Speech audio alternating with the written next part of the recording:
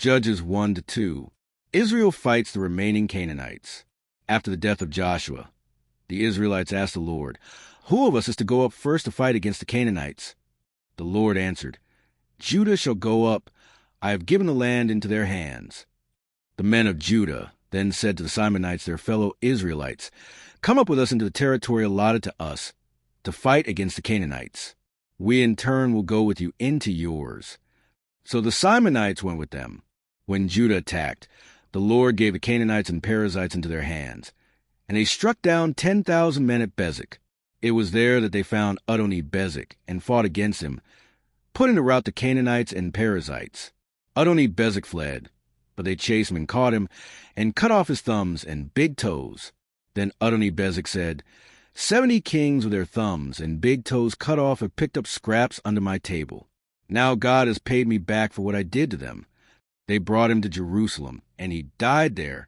The men of Judah attacked Jerusalem also and took it. They put the city to the sword and set it on fire. After that, Judah went down to fight against the Canaanites living in the hill country, the Negev and the western foothills. They advanced against the Canaanites living in Hebron, formerly called Kiriath Arba, and defeated Sheshai, Ahiman, and Talmai. From there, they advanced against the people living in Debir, formerly called Kiriath Sepher. And Caleb said, "I will give my daughter Achash in marriage to the man who attacks and captures Kiriath Sepher." Othniel, son of Kenaz, Caleb's younger brother, took it. So Caleb gave his daughter Achash to him in marriage. One day when she came to Othniel, she urged him to ask her father for a field. When she got off her donkey, Caleb asked her, "What can I do for you?" She replied, "Do me a special favor. Since you have given me land in the Negev, give me also springs of water." So Caleb gave her the upper and lower springs. The descendants of Moses' father-in-law, the Kenite, went up from the city of palms with the people of Judah to live among the inhabitants of the desert Judah in the Negev near Arad. Then the men of Judah went with the Simonites, their fellow Israelites, and attacked the Canaanites living in Zephath, and they totally destroyed the city. Therefore it was called Hormah. Judah also took Gaza, Ashkelon, and Ekron, each city with its territory. The Lord was with the men of Judah. They took possession of the hill country, but they were unable to drive the people from the plains, because they had chariots fitted with iron, as Moses had promised. Hebron was given to Caleb, who drove from it the 3 sons of Anak. The Benjamites, however, did not drive out the Jebusites, who were living in Jerusalem. To this day the Jebusites live there with the Benjamites. Now the tribes of Joseph attacked Bethel, and the Lord was with them. When they sent men to spy out Bethel, formerly called Luz, the spies saw a man coming out of the city, and they said to him, "Show us how to get into the city, and we will see that you are treated well." So he showed them, and they put the city to the sword, but spared the man and his whole family.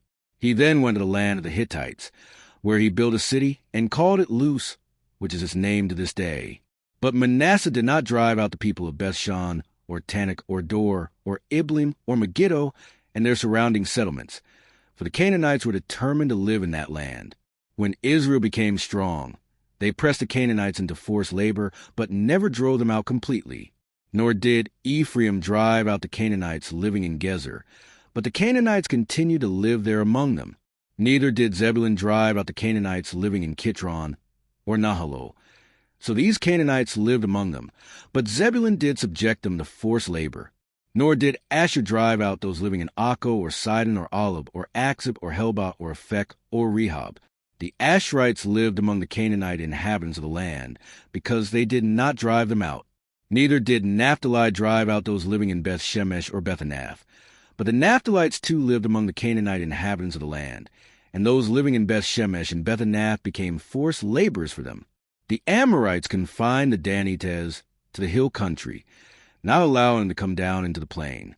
And the Amorites were determined also to hold out in Mount Heres, Aijalon, and Shaalbim. But when the power of the tribes of Joseph increased, they too were pressed into forced labor. The boundary of the Amorites was from Scorpion Pass to Selah and beyond. The angel of the Lord at Bochim. The angel of the Lord went up from Gilgal to Bochim and said, "I brought you up out of Egypt and led you into the land I swore to give to your ancestors. I said, I will never break my covenant with you, And you shall not make a covenant with the people of this land, but you shall break down their altars. Yet you have disobeyed me. Why have you done this? And I have also said, I will not drive them out before you. They will become traps for you, and their gods will become snares to you. When the angel of the Lord had spoken these things to all the Israelites, the people wept aloud, and they called that place Bochim. There they offered sacrifices to the Lord, disobedience and defeat.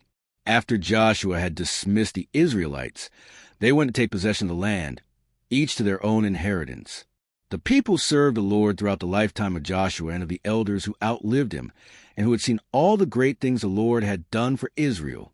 Joshua son of Nun, the servant of the Lord, died at the age of 110, and they buried him in the land of his inheritance, at Timnath-Heres in the hill country of Ephraim, north of Mount Gash. After that whole generation had been gathered to their ancestors, another generation grew up who knew neither the Lord nor what he had done for Israel. Then the Israelites did evil in the eyes of the Lord, and served the Baals. They forsook the Lord, the God of their ancestors, who had brought them out of Egypt. They followed and worshipped various gods of peoples around them. They aroused the Lord's anger because they forsook him and served Baal and the Ashtoreths. In his anger against Israel, the Lord gave him into the hands of raiders who plundered them. He sold them into the hands of their enemies all around, whom they were no longer able to resist. Whenever Israel went out to fight, the hand of the Lord was against them to defeat them, just as he had sworn to them. They were in great distress. Then the Lord raised up judges, who saved them out of the hands of these raiders.